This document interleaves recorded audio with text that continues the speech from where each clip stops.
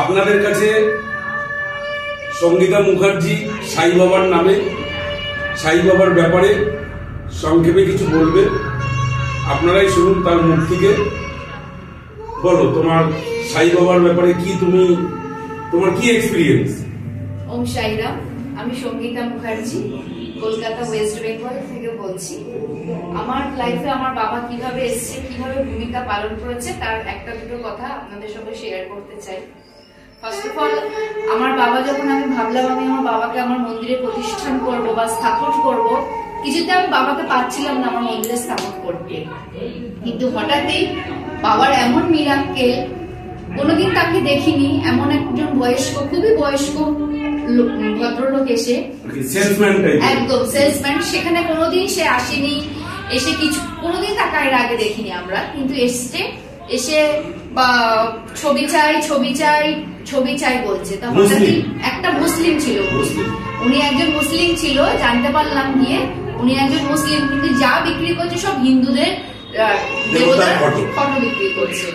তো গিয়ে একটা বাবার ছবি আনলাম আমি, আমার মা এনেছিল, এনে প্রথম আমি আমার বাবাকে স্থাপন করলাম। আমার মেসো মাসি যখন দেখতে গেল বাবাকে, তখন ছবিটা দেখে তারা বলছে যে এটা নতুন ছবি না, এটা অনেকটা পুরনো ছবি, যে বাবা তোর ঘরে এসছে। তো সেই যে আমার বাবা এলো আমার ঘরে, তারপর থেকে আমার জীবনে একটা প্রবলেম আসে, কিন্তু বাবা যে কিভাবে তার ছোট উদাহরণ, আমার বিয়ে হয়েছে আজ এই আমি 11 বছরে পড়লাম, আমি কিছুতে ইস্যু নিতে পারছিলাম না, আমার কিছু না কিছু প্রবলেম হচ্ছিল। যখনই ভাবছিলাম আমি কনসিভ করব, কিন্তু কিছুতে আমি পারছিলাম না, হচ্ছিল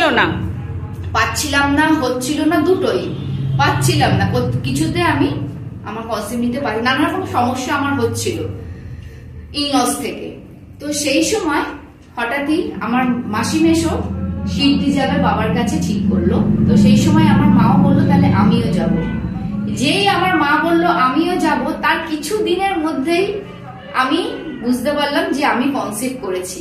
এই হচ্ছে আমার লাইফের সব থেকে বড় মিরাক্কেল। যেই আমার মা বললো আমি শিরডি যাব, সঙ্গে সঙ্গে কিভাবে হয়ে গেল সেটা আমার নিজেরও ভীষণ আনন্দ, কিভাবে হলো আমি নিজেই জানি না, যে বাবা আমি প্রায় আর 7 বছর পর আমি আমার বেবি কনসিভ করলাম।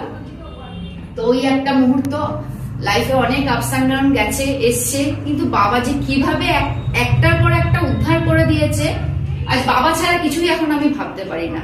আমাদের লাইফে এখন সর্বত্রই বাবা, ঘুম চোখ খুলি বাবা, চোখ বন্ধ করি বাবা, বাবা ছাড়া আমরা এখন কিচ্ছু বুঝি না। শুধু মনে হয় কবে শিরডি যাব, কবে শিরডি যাব, এই মনে হয় বাবা ডাকছে।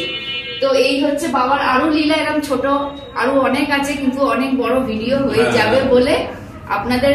আমার লাইফে সব থেকে বড় এক্সাম্পল হচ্ছে আমার মেয়ে, যে এতদিন আমি কিছুতেই আমার হচ্ছিল না, কিন্তু একবার শুধু বলেছে শিরডি যাবে, শুধু এই টিকিট কাটা হয়েছে শিরডি, সেই যে শোনা হলো, তার 2 থেকে 3 দিনের মধ্যে আমার খবর এলো আমি বেবি কনসিভ করতে পেরেছি। এই ওম সাইরাম।